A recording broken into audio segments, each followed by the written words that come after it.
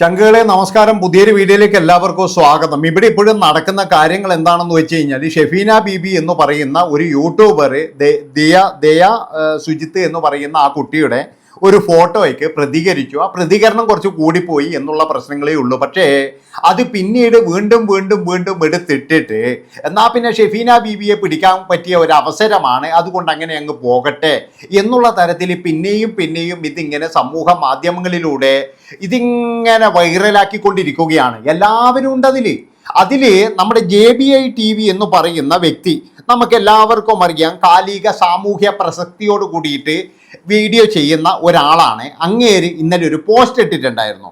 ആ പോസ്റ്റ് എങ്ങനെയാണ്: സോഷ്യൽ മീഡിയയിലെ ഈ മാലിന്യങ്ങൾക്കെതിരെ നിയമ നടപടി അനിവാര്യം. സാമൂഹ്യ മാധ്യമങ്ങളിൽ വർദ്ധിച്ചു വരുന്ന സൈബർ ആക്രമണങ്ങൾക്കും വ്യക്തിഹത്യ നടത്തുന്നതിനെ തൊഴിലായി കാണുന്ന ഒരു വിഭാഗം ഡിജിറ്റൽ കഴുകന്മാർക്കും എതിരെ പ്രതികരിക്കേണ്ട സമയം അതിക്രമിച്ചിരിക്കുന്നു എന്നുള്ള തരത്തിൽ അദ്ദേഹം ഒരു പോസ്റ്റ് ഇട്ടിട്ടുണ്ട്. പോസ്റ്റ് കുറച്ച് കൂടുതലുണ്ട്, വേണമെങ്കിൽ നിങ്ങൾക്ക് അവിടെ പോയിട്ട് വായിക്കാവുന്നതാണ്. അപ്പം അങ്ങനെ അതിൻ്റെ അകത്ത് പിന്നീട് ഈ ഫോട്ടോ വെച്ചിരിക്കുന്നത് കൈസിൻ്റെ ഉണ്ട്, അതുപോലെ തന്നെ അതുൽ വ്ലോഗ്സ്, ജിനൂസ്, പിന്നെ ഒരു വിളിക്കാനുണ്ട്, അയാളെ പേരൻ കേട്ടുന്നില്ല കേട്ടോ. പിന്നെ ഷെഫീന ബീവിയുടെ വലുതുണ്ട്, പിന്നെ വിവിയ, അങ്ങനെ കുറേ ആളുടെ ഫോട്ടോയും കാര്യങ്ങളൊക്കെ ഉണ്ട്. ഇരകളുടെ ഇവറ്റകൾക്കിടയിൽ അതിജീവനം എന്ന് പറഞ്ഞിട്ട്, അതായത് ഷെഫീന ബീബി അങ്ങനെ ഒരു സംഭവം പറഞ്ഞു. അപ്പോൾ തന്നെ എന്ന് പറഞ്ഞാൽ മഞ്ജു പിള്ള വന്നിട്ട് എൻ്റെ മകൾ നോക്കിക്കോളൂ, അതെ ഒരുത്തനും ഇത് കയറിയിട്ട് ഇനി പിടിക്കണ്ട എന്ന് പറഞ്ഞിരുന്നുവെങ്കിൽ ഇന്ന് ഒരാൾ പോലും അത് പിടിക്കത്തില്ല. അതായത് എൻ്റെ മകൾ ഒരു ഫോട്ടോ ഇട്ടു, അതിന് ഷെഫീന ബീബി മറുപടി പറഞ്ഞു. ആ മറുപടിക്കെതിരെ ഞാൻ പോകുന്നുണ്ട്, അല്ലെങ്കിൽ ഞാൻ പ്രതികരിച്ചോളും, ഞാൻ നിയമ നടപടി സ്വീകരിച്ചു കൊള്ളും. ആ കുട്ടിയോ ഇല്ലെങ്കിൽ മഞ്ജു പിള്ളയോ പറഞ്ഞിരുന്നുവെങ്കിൽ ഇങ്ങനെ ഒരു സംഭവമേ ഇവിടെ ഉണ്ടാവില്ല. അതായത് അവരെന്ത് ചെയ്തു എന്ന് പറഞ്ഞു കഴിഞ്ഞാൽ അവർ മിണ്ടാൻ പോയില്ല. അവർ മിണ്ടി എന്ന് പറഞ്ഞിട്ട് കുറേ ചാനലുകാർ തന്നെ പറയാൻ തുടങ്ങി. പിന്നെ എന്ന് പറഞ്ഞാൽ ഏതോ ഇൻ്റർവ്യൂവിൽ എപ്പോഴോ പറഞ്ഞ കാര്യങ്ങളൊക്കെ കുറേ ആൾക്കാർ എടുത്തുകൊണ്ടുവന്ന് അതൊക്കെ എന്ന് പറഞ്ഞു കഴിഞ്ഞാൽ മഞ്ജു പിള്ള പറഞ്ഞതാണ് എന്ന് സമർത്ഥിക്കാൻ തുടങ്ങി. അക്ഷരാർത്ഥത്തിൽ എന്ന് പറഞ്ഞു കഴിഞ്ഞാൽ അന്ന് മഞ്ജു പിള്ള പ്രതികരിച്ചാൽ മതി. അതായത് ഇതൊന്നും ഇനി ആരും എടുത്ത് റിയാക്ട് ചെയ്യണ്ട, എൻ്റെ മകളും ഞാനും നോക്കിക്കോളുമെന്ന്.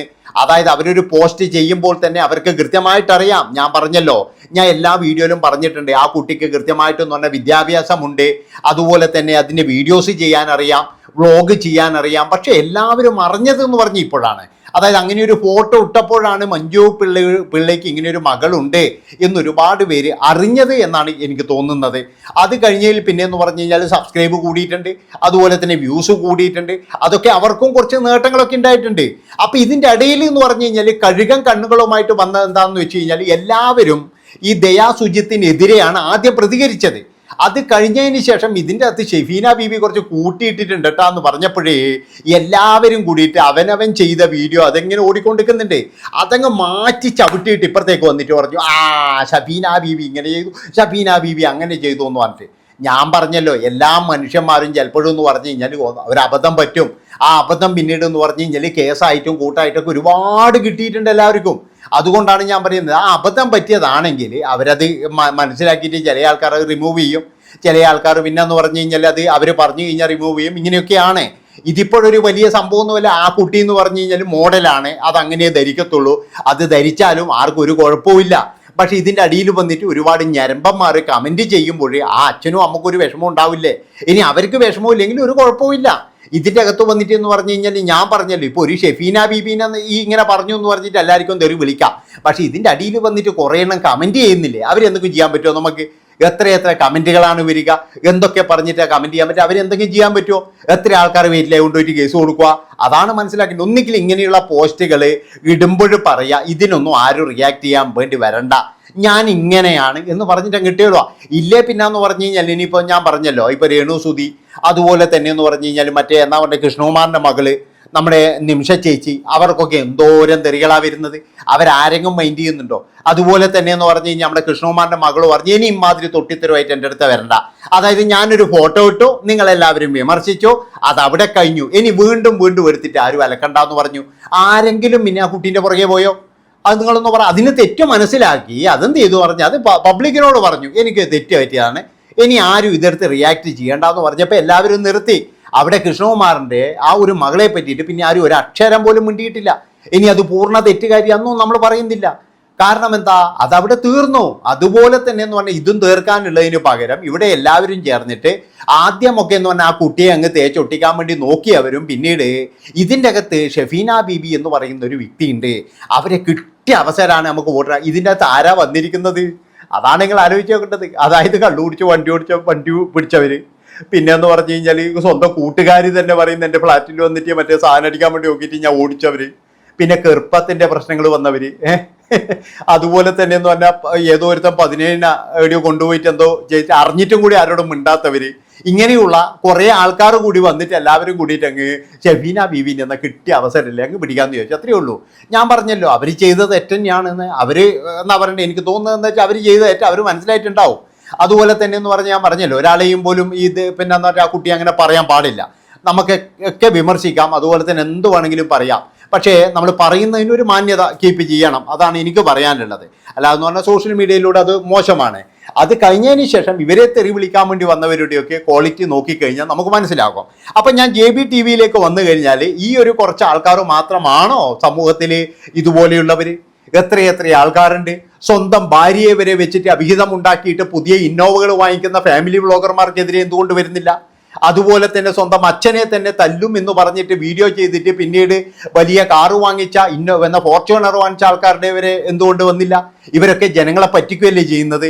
പിന്നെ എന്ന് പറഞ്ഞു കഴിഞ്ഞാൽ ഇവിടെ കുറേ എണ്ണം എന്ന് പറഞ്ഞു കഴിഞ്ഞാൽ സബ്സ്ക്രിപ്ഷൻ എന്ന് പറയുന്ന പേരിൽ, യൂട്യൂബിൽ ലൈവ് എന്ന് പറയുന്ന പേരിൽ, പേഴ്സണൽ ലൈവ് എന്ന് പറയുന്ന പേരിൽ കുറേ കോപ്രായങ്ങളും തുണിയൊഴിക്കലും എല്ലാം നടത്തുന്നില്ലേ? എന്തുകൊണ്ടാണ്? അവരെ ഒന്നും പറയുന്നില്ല. അവരൊന്നും സാമൂഹിക വിപത്തല്ലേ? അവരൊക്കെ വിപത്തുകൾ തന്നെയാണ്. അതായത് നമ്മുടെ കുട്ടികളെ എല്ലാവരെയും നശിപ്പിക്കുന്ന തരത്തിലുള്ള വിപത്ത് തന്നെയാണത്.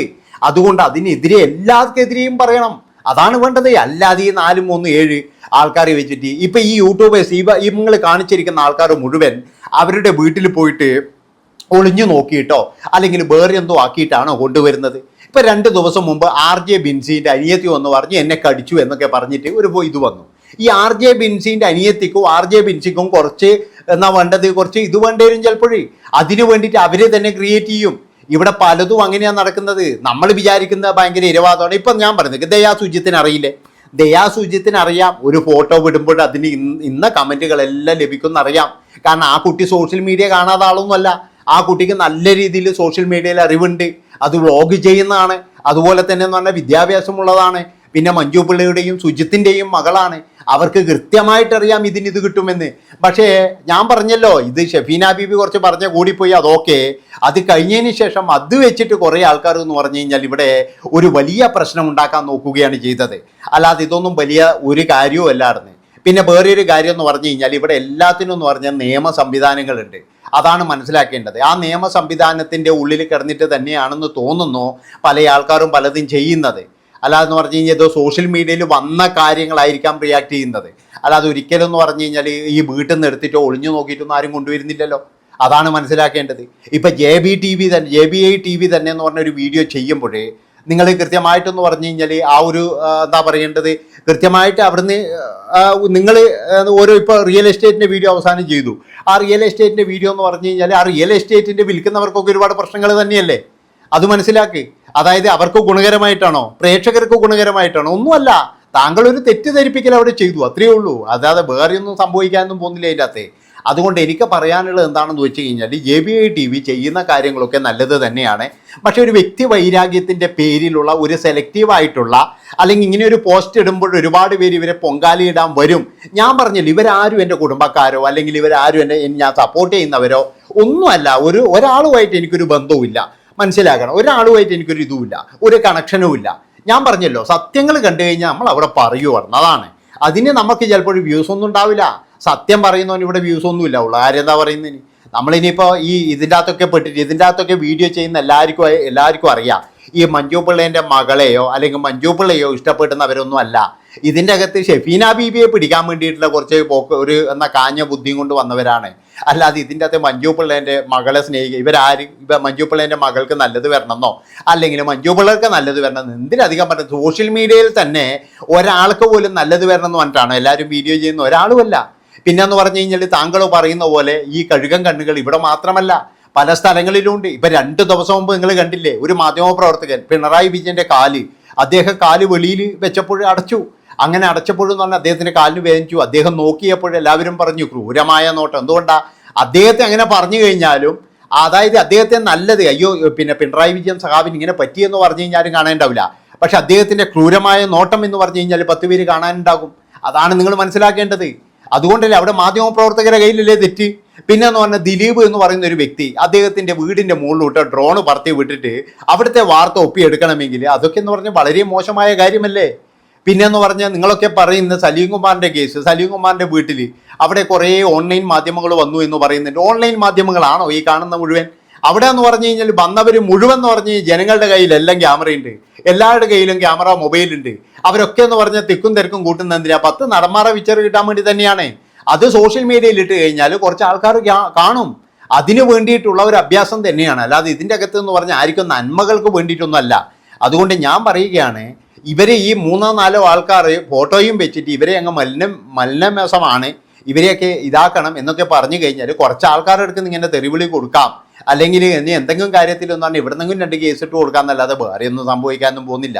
അതുകൊണ്ട് JBTV പറഞ്ഞതിൽ നമുക്ക് അഭിപ്രായ വ്യത്യാസം ഒന്നുമില്ല. കാരണം നിങ്ങളുടെ ഇഷ്ടമാണ്, നിങ്ങൾക്ക് എന്ത് ചെയ്യണം എന്നുള്ളത് നിങ്ങളുടെ ഇഷ്ടമാണ്. പക്ഷേ കുറച്ചുകൂടി അതായത് ആഴത്തിൽ ചിന്തിക്കുക. എന്താ വെച്ച് കഴിഞ്ഞാൽ ഈ പിന്നെ എന്താ വെച്ച് കഴിഞ്ഞാൽ മറ്റേ ഇതിൻ്റെ അകത്തുള്ള ഗൗരി നിള നമ്പ്യാറും മറ്റേവരും ഇവരൊക്കെ ഉണ്ട് ഈ ലോകത്ത് തന്നെ.